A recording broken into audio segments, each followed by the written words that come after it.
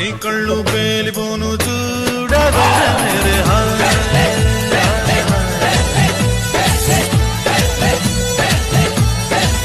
కొడుకుగా నటించే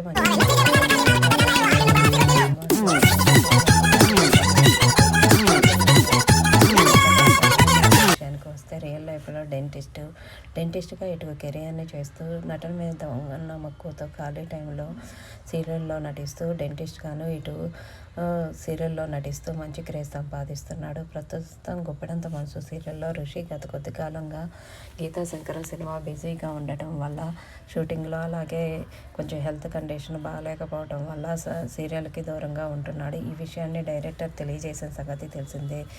ప్రస్తుతం గుప్పెడంత మనసు సీరియల్లో కొత్త క్యారెక్టర్గా రవిశంకర్ ఎంట్రీ ఇచ్చాడు. ఈ ప్రోమో ఇప్పటికే విడుదలయ్యింది.